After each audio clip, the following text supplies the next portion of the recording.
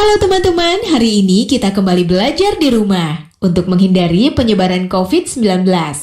Kali ini kita belajar dengan menyimak sebuah tayangan matematika mantul mantap betul tentang perbandingan. Ayo sediakan alat tulis dan bersiaplah menjawab pertanyaan. Halo sahabat edukasi. Nah, apa itu perbandingan atau rasio? Perbandingan atau rasio digunakan untuk membandingkan besaran suatu benda dengan benda lainnya. Nah, besaran benda ini banyak, bisa dari ukurannya, bisa berupa panjang, kecepatan, massa, waktu, atau banyak bendanya, dan banyak hal yang tentang besaran, pokoknya besaran tentang suatu benda. Kemudian cara menyatakan rasio atau perbandingan ini itu ada 3 cara. Cara yang pertama itu adalah dengan bentuk pecahan. Semisal 2/3, pecahan 3/4, atau 5/8, dan seterusnya gitu. Lalu kedua, bisa dinyatakan dengan dua bilangan yang dipisahkan oleh titik 2. Misalnya kita lihat ada 2/3 tadi, bisa kita tulis menjadi 2/3. 2.2 kemudian 3, kemudian 5.2, kemudian 6, 5/6, dan seterusnya. Kemudian yang ketiga, bisa dinyatakan dengan dua bilangan yang dipisahkan oleh kata dari. Dipisahkan dengan kata dari. Jadi kalau 2/3 bisa disebut dengan 2/3. Atau biasa lihat di iklan-iklannya ada yang ternyata 9 dari 10 wanita menggunakan sampo ini, gitu-gitu. Nah, itu adalah kalimat-kalimat perbandingan. Nah, sekarang mari kita lihat teman-teman yang tadi yang sudah menghitung sekolahnya itu 150 orang. Berapa sih yang disurvei? Mereka mensurvei 540 siswa yang ada di sekolahnya. Mana yang lebih berapa banyak yang membaca berita dari mading dan berapa banyak yang lebih suka dari broadcast message. Dan di situ didapatlah ternyata 324 siswa memilih lebih suka membaca dari broadcast message. Kemudian 216 siswa memilih lebih suka membaca dari mading. Nah, kemudian guru pembimbingnya itu meminta untuk diberikan laporan dalam bentuk perbandingan, karena kalau bilangan-bilangan ini langsung diberikan terlalu besar gitu. Jadi maunya disederhanakan dalam bentuk perbandingan atau rasio. Nah, bagaimana caranya? Caranya adalah seperti kita mulai, diketahui 540 siswa yang disurvei, 324 broadcast message, 216 memilih mading. Maka perbandingannya adalah kita bandingkan langsung jumlah siswa yang memilih broadcast dibanding dengan jumlah mahasiswa yang mengikuti survei. Maka didapatlah 324 dibagi 540 sama dengan 3/5. Jadi rasio 3 dari 5 siswa menyatakan bahwa 3 dari setiap 5 siswa yang mengikuti survei itu memilih untuk membaca berita dari broadcast message. Kemudian perbandingan banyaknya siswa yang memilih mading terhadap jumlah siswa yang mengikuti survei. Langsung banyaknya jumlah siswa yang memilih mading per banyaknya siswa yang mengikuti survei. Kemudian dapatlah 216 per 540 sama dengan 2/5.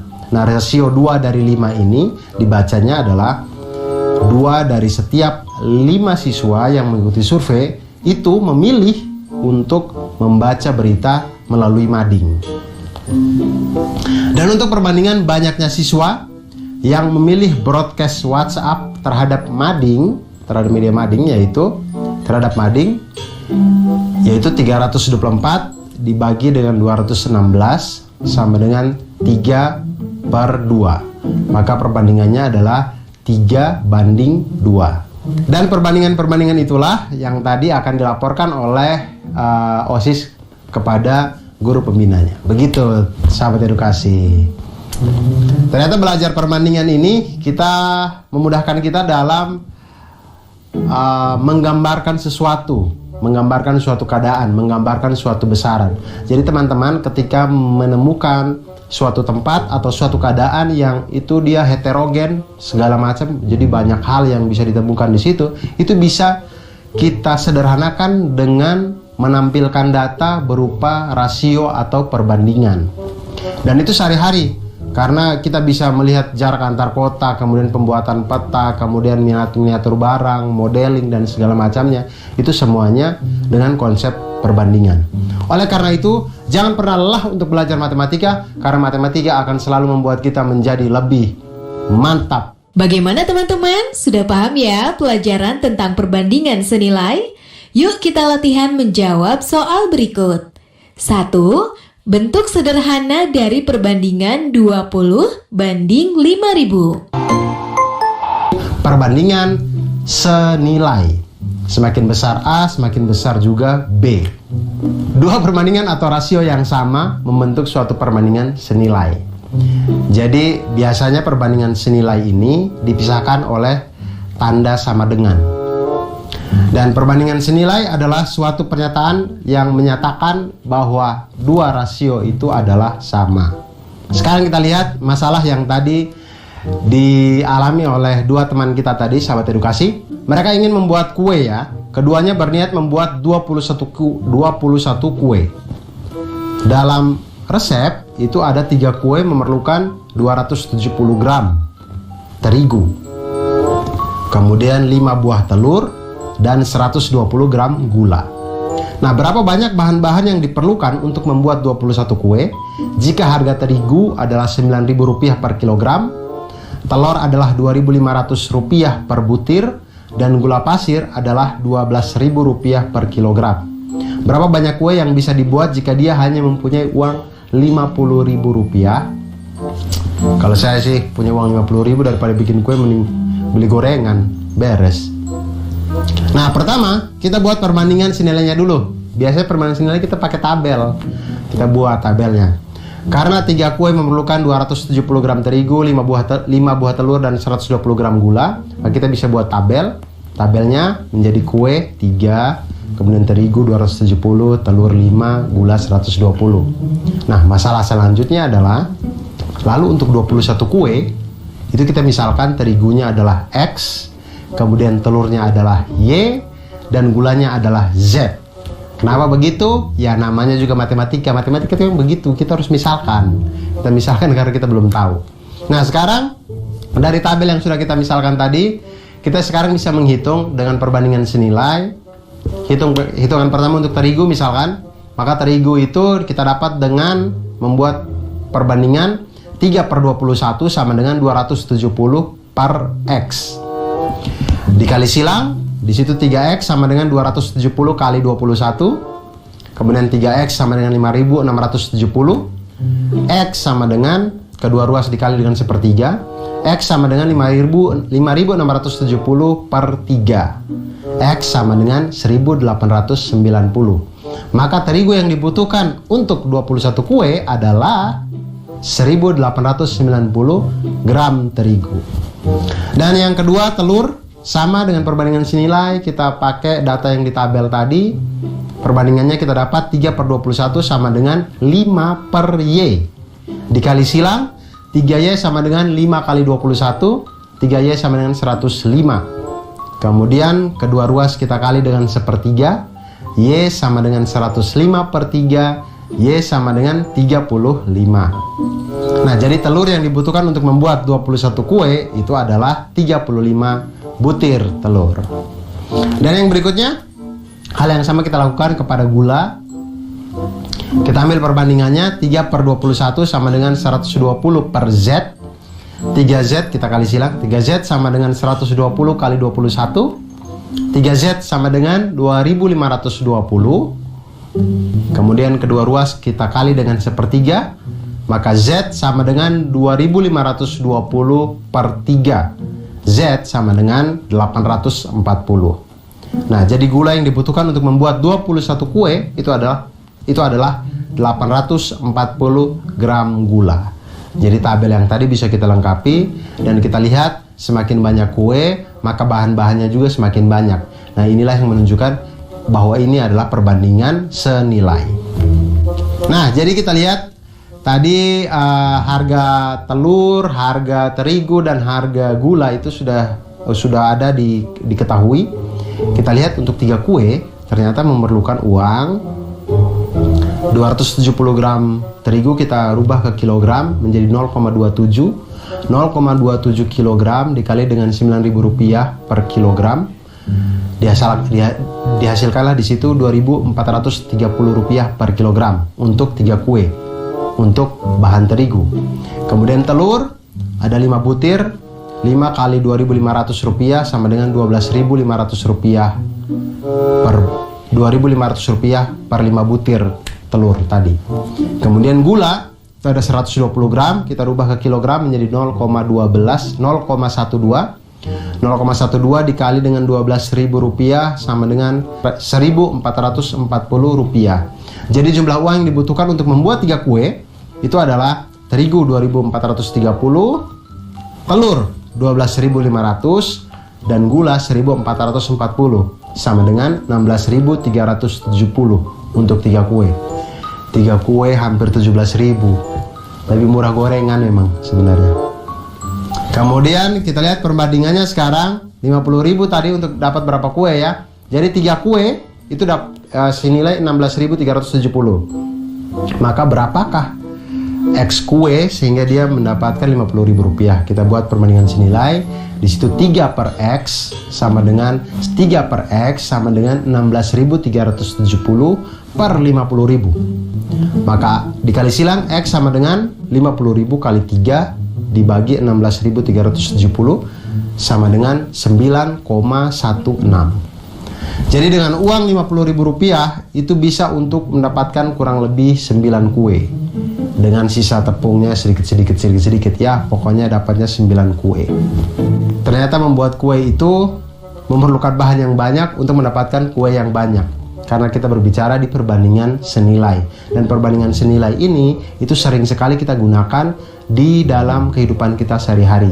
Oleh karena itu sahabat edukasi, jangan pernah menyerah untuk belajar matematika, jangan pernah lelah untuk belajar matematika, karena matematika itu membuat hidup kita menjadi lebih mantul, manfaat, betul. Bagaimana teman-teman? Sudah paham ya pelajaran tentang perbandingan senilai?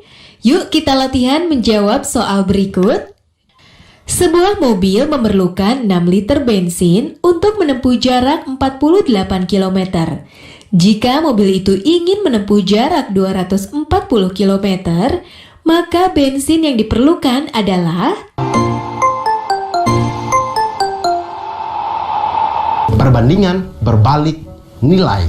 Nah, apa bedanya perbandingan berbalik nilai dengan perbandingan senilai? Perbandingan senilai itu tadi seperti yang saya jelaskan, sahabat edukasi, bahwa perbandingan senilai itu ketika sisi yang satu semakin besar, maka sisi yang satunya juga akan makin besar. Tapi ketika perbandingan berbalik nilai, ketika sisi yang satunya nilainya makin besar, maka sisi yang sebelahnya nilainya akan semakin kecil. Itulah yang disebut dengan perbandingan berbalik nilai. Dalam definisi matematikanya, perbandingan berbalik nilai itu dikondisikan sebagai rasio Y per X, itu yang rasio Y per X tidak selalu sama. Sedangkan hasil kalinya X dikali dengan Y adalah konstan yang selalu sama. Jadi Y berbanding terbalik terhadap X. Nah, hubungan ini dapat ditunjukkan oleh persamaan X dikali Y sama dengan K, atau Y sama dengan K dibagi X, di mana K itu adalah konstanta. Itu dia. Nah, sekarang kita lihat masalah yang dialami oleh mandor yang tadi ya. Mandor yang tadi mempunyai pekerja sebanyak 20 orang. Nah, 20 orang ini diminta untuk menyelesaikan proyek ini selama 25 hari. Kemudian mereka bekerjalah selama 10 hari. 10 hari bekerja, ternyata pekerjaannya berhenti selama 3 hari. Nah, pertanyaannya sekarang adalah, jika pekerjaan tersebut harus diselesaikan tepat waktu, maka banyak pekerja yang diperlukan untuk tepat waktu itu adalah berapa? Nah, pertama seperti biasa kita susun hal-hal yang kita ketahui ini, sahabat edukasi, di dalam tabel sehingga pikiran kita runut gitu ya. Kita lihat di situ jumlah pekerja itu 20 pekerja. untuk awal waktu yang dibutuhkan adalah 25. Kemudian pekerjaan itu sudah diselesaikan selama 10 hari. Sudah dikerjakan selama 10 hari, belum selesai. Sudah dikerjakan selama 10 hari. Maka waktu yang tersisa adalah 25 dikurangi dengan 10 sama dengan 15 hari. Jadi selama 10 hari bekerja itu ada 20 pekerja. Kemudian selanjutnya, setelah 10 hari bekerja, pekerjaan ini terhenti selama 3 hari. Maka kita lihat di situ waktu yang tersisa adalah 15 dikurang dengan 3 sama dengan 12. Jadi waktu yang tersisa tinggal 12 hari.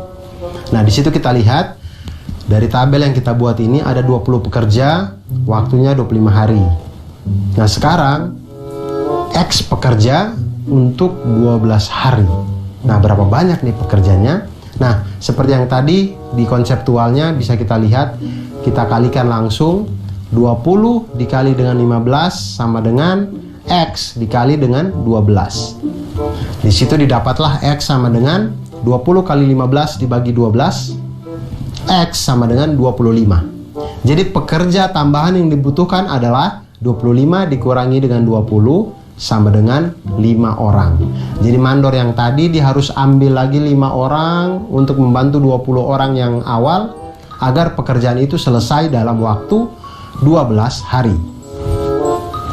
Dan sekali lagi, sahabat edukasi, jangan pernah menyerah untuk belajar matematika, jangan pernah lelah. Semoga ceria terus hidupnya karena matematika itu membuat kita menjadi mantul, manfaat betul. Bagaimana teman-teman? Sudah paham ya pelajaran tentang perbandingan senilai? Yuk kita latihan menjawab soal berikut. Suatu pekerjaan dapat diselesaikan selama 36 hari dengan 15 orang pekerja. Jika pekerjaan itu harus selesai dalam waktu 27 hari, berapa pekerja yang harus ditambahkan untuk menyelesaikan pekerjaan tersebut? Perbandingan skala. Nah, perbandingan skala ini itu memanfaatkan konsep perbandingan yang dari tadi kita sedang bahas. Nah, jadi sahabat edukasi, biasanya skala ini kita temukan di gambar-gambar, di model-model, modeling-modeling. Kalau kalian biasanya membeli mainan mobil, di dusnya itu ada tulisan 1:12. Ada lagi 1:54. Nah, itu adalah bentuk perbandingan skala yang maksudnya misalkan mainan motor kita beli tulisannya 1:12. Itu maksudnya 1 cm pada model yang kita beli itu mewakili 12 cm pada ukuran yang sebenarnya. Jadi kalau gambar itu kita besarin sebanyak 12 kali, jadinya seperti motor yang sebenarnya. Seperti itu. Nah, setiap peta itu memiliki skala dan setiap model juga biasanya memiliki skala. Tidak hanya peta, ada denah, ada miniatur kendaraan, maket, dan banyak lagi benda lainnya menggunakan skala. Nah, skala ini digunakan untuk menyatakan perbandingan antara ukuran gambar dan ukuran sebenarnya. Misal, ada provinsi dengan skala 1:1 juta. Itu artinya 1 cm pada peta itu mewakili 1 juta cm pada jarak sebenarnya. Nah, skala peta itu didapat dari skala peta sama dengan jarak pada peta dibagi jarak sebenarnya. Nah, sekarang kita lihat masalahnya yang tadi. Ketika dia menghitung Bandung 3 cm segini, dia bilang canggih emang anak-anak sekarang 3 cm ya.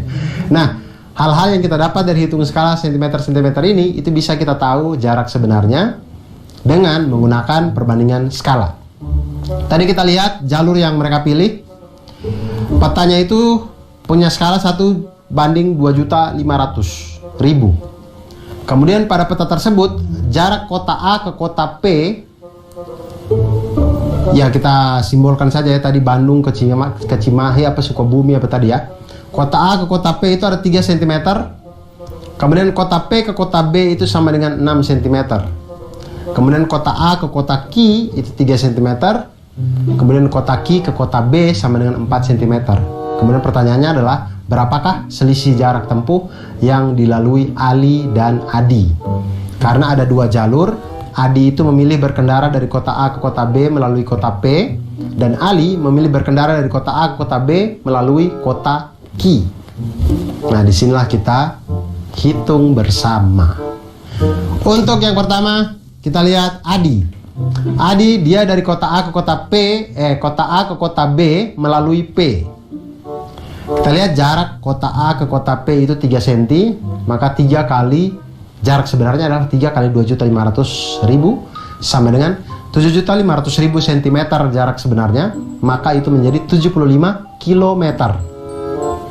Kemudian jarak kota P ke kota B. A ke P dulu, baru P ke B. Jarak dari P ke B itu adalah 6 cm, maka jarak sebenarnya adalah 6 kali 2.500.000 sama dengan 15 juta cm atau sama dengan 150 km pada jarak sebenarnya. Jadi jarak sebenarnya dari kota A ke kota B melalui P itu sama dengan 75 km ditambah dengan 150 km sama dengan 225 km. Nah, sekarang kita lihat teman yang satunya berangkat dari kota A ke kota B melalui kota Q. Nah, kita lihat sekarang jarak dari kota A ke kota Q itu adalah 3 cm pada peta. Maka jarak sebenarnya adalah 3 cm dikali dengan 2.500.000 cm sama dengan 7.500.000 cm atau sama dengan 75 km. Tampaknya sama dengan jarak dari A ke P tadi ya. Kemudian jarak kota Q ke kota B itu adalah 4 cm pada peta. Maka jarak sebenarnya adalah 4 cm dikali dengan 2.500.000 cm sama dengan 10 juta cm atau sama dengan 100 km. Maka jarak sebenarnya dari kota A ke kota B melalui kota Q sama dengan 75 km ditambah dengan 100 km sama dengan 175 km. Jadi selisih jarak yang ditempuh oleh dua teman ini adalah 225 km dikurangi dengan 175 km sama dengan 50 km. Jadi ternyata lebih dekat kalau kita melalui kota Q. Tapi siapa yang sampai lebih duluan? Ya tergantung siapa yang punya kecepatan lebih cepat tentunya. Nah, cara lainnya bisa juga kita kerjakan dengan kita jumlahkan dulu jarak-jarak yang ada pada peta.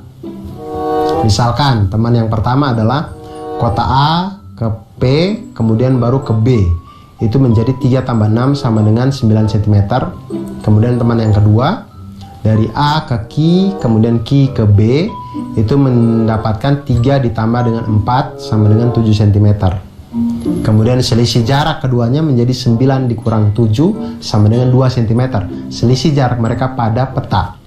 Nah, kemudian selisih jaraknya ini, 2 cm nya ini, kita hitung selisih sebenarnya.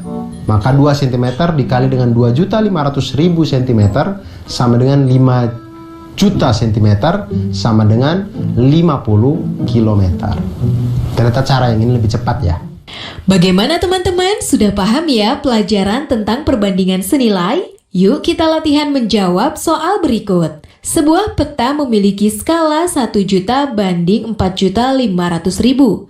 Jarak kota A dan B pada peta adalah 60 cm. Jarak sebenarnya antara kota A dan B adalah... Oh iya, jangan lupa untuk tetap belajar di rumah ya, dan jaga kesehatan dengan rajin mencuci tangan serta makan makanan yang bergizi. Sampai jumpa! Nah, sahabat edukasi, itu tadi perbandingan skala pada peta, pada modeling, pada segala macam denah dan macam-macam di kehidupan kita ini. Akhir kata, jangan pernah lelah untuk belajar matematika, jangan pernah menyerah. Terus ceria, terus semangat untuk belajar matematika, karena dengan matematika membuat hidup kita menjadi lebih mantul. Manfaat, betul.